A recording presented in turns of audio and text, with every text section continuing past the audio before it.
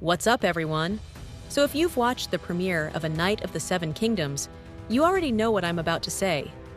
This show has a breakout star, and it's not who you'd expect. It's not Dunk. It's not Egg. It's the absolute unit of chaotic energy known as Ser Lyonel Baratheon, played brilliantly by Daniel Ings. And today, we're diving deep into why this character has taken over the entire conversation around the show. Let's get into it. First things first, let me set the stage. A Knight of the Seven Kingdoms takes place about 90 years before Game of Thrones, and it's supposed to be the story of Sir Duncan the Tall and his squire Egg. It's intimate, it's grounded, it's about hedge knights and honor. But then, Lyonel Baratheon crashes into the story like a battering ram covered in wine stains, and suddenly, the entire energy shifts.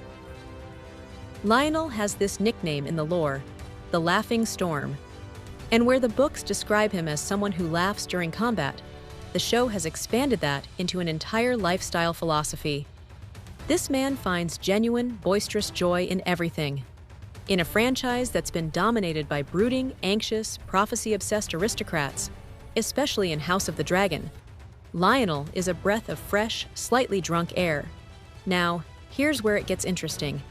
If you've read The Hedge Knight, you know that Lyonel Baratheon is actually a pretty minor character in the early chapters. He shows up later, mostly associated with the Trial of Seven. But the show? The show said, no, we need this guy front and center immediately. And the moment that's driving all the social media buzz is a scene that doesn't exist in the books at all. Instead of Lyonel fighting Dunk or just being a respectful, distant peer, we get this incredible sequence where Lyonel engages Dunk in a drunken dance. It's intimate, it's physical, it's chaotic, and it perfectly establishes the dynamic between these two characters.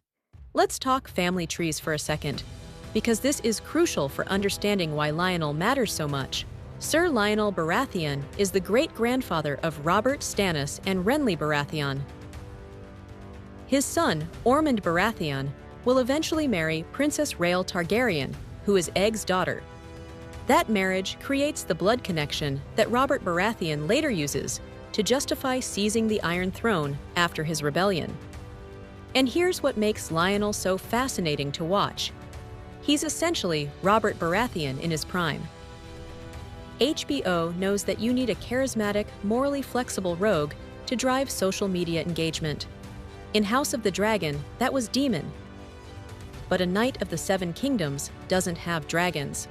There's no massive CGI spectacle. So what do? You make the personality the spectacle. Lyonel Baratheon fills that void perfectly. His personality, his energy, his unpredictability, that's what's keeping people talking. Let me quickly run through the key differences between the book and the show, because this is important for understanding the creative choices here. In the novella, Lyonel appears later in the story. In the show, he's there immediately as a dominant social presence. In the book, his interaction with Dunk is respectful and distant. In the show, it's intimate and chaotic. There's also a physical element.